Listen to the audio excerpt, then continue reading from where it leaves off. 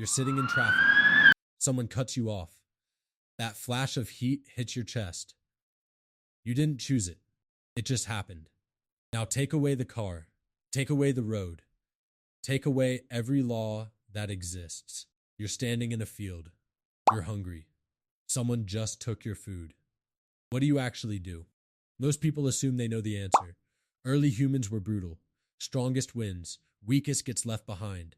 Anyone who steps out of line gets dealt with fast. It makes total sense. No courts, no prisons, no judge, just consequences. But the bones don't back that up. Killers weren't always removed. Actual killers. The ones everyone knew about. Some of them were kept. Not just tolerated either. Something stranger than that. So who decided and how? You're in a group of maybe 25 people. That's your whole world. You wake up cold. You go to sleep cold. Half the time you're hungry. The other half, you're trying not to become something else's dinner. Every single person has a job. The fast one scouts. The strong one carries. The older woman knows which plants won't kill you. That last one matters more than you think. You are not surviving alone. That was never an option. Now someone in your group does something bad. They attacked another member. They took food and someone got hurt. Maybe they did it before. Your group has to decide what happens next. No rulebook. No elder with a gavel. Just 25 people, all hungry, all watching. You lose one person, you lose 4% of your survival structure. Lose a hunter in winter, and you might not eat that week. Every body counts. Every single one. So what do they do with you? In 2011, researchers were working a site in prehistoric Spain. 430,000 years ago, roughly, they found skull fragments from at least 28 individuals. Some showed blunt force trauma. Repeated, not from animals. Someone in the group did this. Someone they knew. What shocked the researchers wasn't the violence. It was the pattern. Some of those individuals had older healed injuries. They'd been hurt before and survived. They'd been cared for.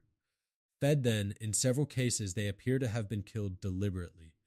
This wasn't random chaos. It looked like a decision, a group decision made over time about specific people who had crossed a specific line. But here's the part that doesn't make sense. Other sites tell a completely different story. Separate groups, different continents, different eras. Killers still alive and integrated, not exiled, not visibly punished, just there. Still hunting, still eating with everyone. One site in China shows a man, roughly late 30s. Trauma patterns consistent with killing. He lived well past that point. He had a healed rib. Someone said it. Someone chose to help him recover. So sometimes they were killed, sometimes they weren't. What was the difference? Here's what the bones actually show. Ancient groups didn't have a fixed rule. They had a calculation. It wasn't about justice. It wasn't about morality. It was about whether you were still worth keeping. Your best hunter crosses a line? Complicated math. Someone weak, already a drain, crosses the same line?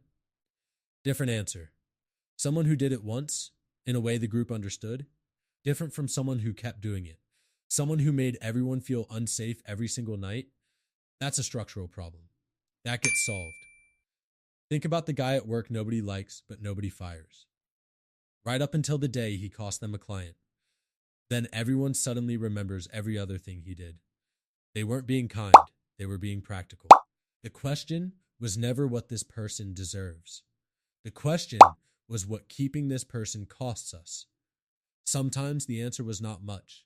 Sometimes the answer was everything. In 2009, anthropologist Samuel Bowles looked at isolated hunter-gatherer groups. Not prehistoric, but structurally similar. Small bands, no outside law. What he found was consistent. Within-group violence always followed the same structure. It was collective. Multiple people had to agree. One person almost never acted alone to remove another. The decision came after repeated behavior, not the first time, not even usually the second. There was a threshold. Informal, socially understood, passed down without anyone writing it down. The factor that triggered it wasn't always the severity of the act, it was unpredictability. There was a man named Mako, Papua New Guinea, known for aggression, tolerated for years, skilled fisherman. When his behavior became erratic, when people couldn't predict him anymore, the group moved within a week. Not after the worst thing he did, after the moment he became unreadable. You don't build a threshold like that unless stability matters more than punishment. So what did ancient humans do with murderers? It depended on what you were worth. Cold answer. Clear answer. Completely practical answer. If you were useful and somewhat predictable, you had a shot. If you were a consistent threat to the group functioning, you didn't. You already feel this. Think about who you keep close in your life. Not legally, not morally. Just who do you keep calling? Who do you slowly stop making plans with? It's not always about what they did. It's about whether you can still trust what they'll do next. Ancient humans didn't build courts because they didn't need them yet. They had something older. Collective judgment. Slow, informal, and usually accurate. Like your friend group quietly deciding someone isn't getting invited anymore. Accept the stakes were everyone's survival. You already know which tribe you'd want to be in. Someone looked at a man who had hurt people, decided he was still worth feeding, set his rib, let him heal, kept him around. The groups that figured out who to keep and who to cut, they're the ones who made it far enough to become us. The thing keeping modern society together isn't laws or courts. It might just be the same calculation running on newer hardware. Makes you wonder what we've actually changed.